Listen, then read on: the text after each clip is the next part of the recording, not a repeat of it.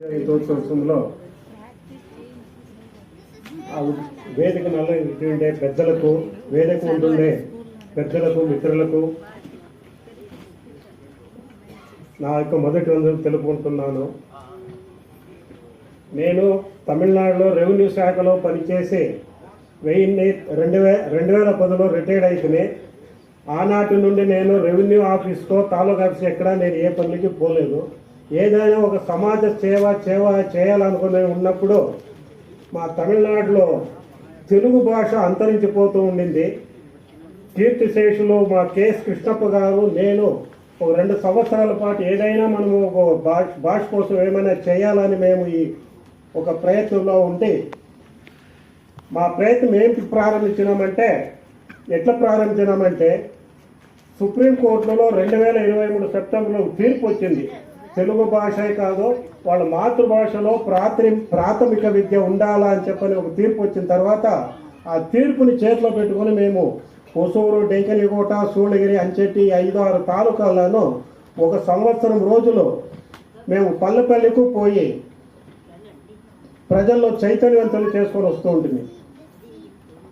ఈ కార్యక్రమానికి సీతారాముక్కడో కృష్ణప్ప గారు ఒకరేలే ఇక్కడ ఉంటారు. నాకు కూడా పనిచేస్తున్న 12 నుండి 15 మంది ఏ సమయంలో పిలిచినా, సాయంకాలమే కానీ, రాత్రి కానీ, పగలే కానీ, ఎప్పుడు పిలిచినా మనం ఈ గ్రామానికి పోవాలంటే 3 వ్యక్తులు ఉండ్రి. అన్నా ఎక్కడ పోవాలంటే వాళ్ళు ఒక జీప్ ఎత్తుకోవచ్చేస్తారు, లేదా వాళ్ళు కారు ఎత్తుకోవచ్చేస్తారు. అలాగా మేము దినానికి ఒక 10 గ్రామాలకు పోయి చైతన్యుల్ని చేసుకొని వస్తూ తయారు చేస్తే 1 సంవత్సరం రోజులు తయారు చేసిన తర్వాత ఎంపీ ఎలక్షన్ వచ్చింది. గోపీనాథ్ గారు ఎమ్మెల్యేగా, ఎంపీగా అక్కడ ఎలక్ట్ అయినారు. వాళ్ళని గౌరవించాలని చెప్పని నేను మా మిత్రులతో కలిసి పోయి వాళ్ళని చూస్తూ ఉంటే వాళ్ళకి దృశ్యాలతో వాళ్ళు వేసి వాళ్ళని సత్కరించి వస్తే కాసేపు ఉండండి, మీరు మీతో నేను కొంచెం మాట్లాడాలని చెప్పి కూర్చోబెట్టి, మీరు ఇట్లా గ్రామాలకు పోయి చేస్తూ ఉంటారే, మీ ప్రయత్నం ఎంతవరకు వచ్చింది అని. కొంతవరకు వచ్చింది సార్, మంచి పని చేస్తుండారు, మీరు చేయండి అండి. అయ్యా మేము చేస్తూ ఉండే పని ఉసిరికాయలు మూట కట్టినట్లు ఉండాది. ఈ మూల నుండి తయారు చేసి ఈ మూలకు వచ్చే లోపల వాళ్ళు మర్చిపోతారు. మీరు ఎంపీగా ఇప్పుడు ఎలక్ట్ అయ్యారు. మీరు మన ప్రాంతంలో ఉండే టీచర్లు పిలిచి వాళ్ళకి మీరు కొన్ని ఇన్స్ట్రక్షన్స్ ఇస్తే సరిపోతుందని చెప్పని పిలిస్తే 450 పాఠశాలకు 80 మంది టీచర్లు వచ్చినారు. ఆ రోజు మీటింగ్కి వచ్చింది 80 మందే. 450 తెలుగు పాఠశాలలు ఉంది, ఇంకా టీచర్లు పనిచేస్తూ ఉంటారు. ఆ సమయంలో ఆ 80 మందిని పిలిచి మీరు ఏం చేస్తారో తెలియదు. కెఎస్ కృష్ణప్ప ఒక రైతు, ఆయన వయసు 74 సంవత్సరాలు, ఆయన ఇందులో పనిచేస్తూ ఉన్నారు.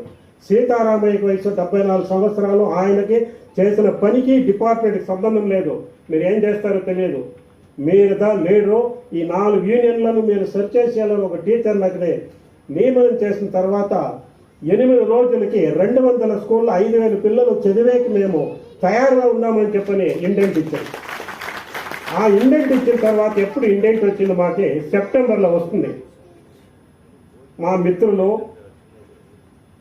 కెఎస్ కృష్ణప్ప మన వెంకటేష్ అని ఉన్నారు, నేను వెంకటేష్, ఎంపీ గారు, వాళ్ళ పర్సనల్ పిఏ చిన్నగుట్టి గారు అంతా మాట్లాడి సాయంకాలం 5 గంటలకు లెటర్ తయారు చేసే, సార్ మీరు ఏమి అనుకోవద్దండా, మీ వయసుకి నేను మీకు ఆర్డర్ వేసేయలేదు, మీరు ఎవరు పని చేయరు, మీరు చెన్నైకి వెళ్ళి డైరెక్టర్తో నేను మాట్లాడున్నాను, మీరు వాళ్ళ దగ్గర ఇచ్చి బుక్స్ తీసుకోవచ్చు చెప్పని మీరు చేసి పెట్టండి సార్, అది మంచి గొప్ప కార్యం అని చెప్తే రాత్రే వెంకటేశ్వర ఉన్నారు మా దగ్గర, ఇప్పుడు వచ్చిన్నారు.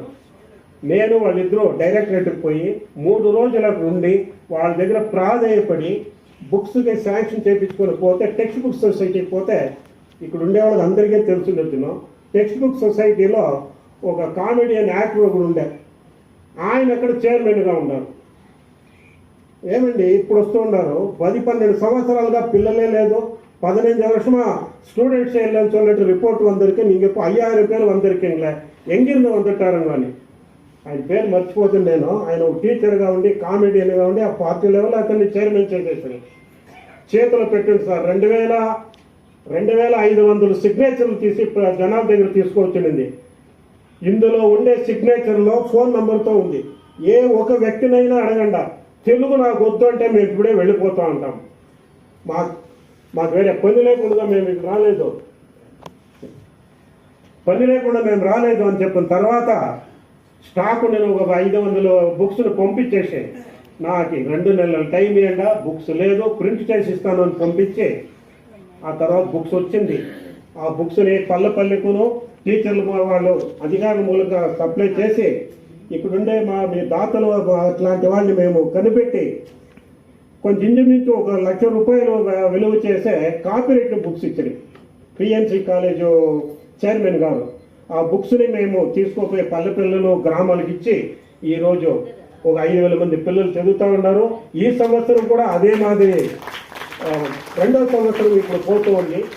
ఒకే ఒక నిమిషంగా ఆ చైర్మన్ గారు అడిగిరి, అన్నా మీరు ఇంత పని చేస్తారే, మీరు ఎన్ని రోజులు మీరు మీ చేత చేసేకైందని. అయ్యా 1వ తరగతిలో ఉండే పిల్లోడు 6వ తరగతి పోయి మేము చేస్తాం, అంతవరకు దేవుడు నాకు కొంచెం ఆరోగ్యం ఇచ్చుంటే చాలు అని చెప్పిన తర్వాత 2 చేతులు జోడించేసి, అన్న రేపే మీకు కావాల్సిన బుక్స్ అన్నీ ఇస్తానని చెప్పి పంపించినాయి. ఇంతేకాని నేను చేసిన వేరే పెద్ద ఘనకార్యం ఏం చేయలేదు.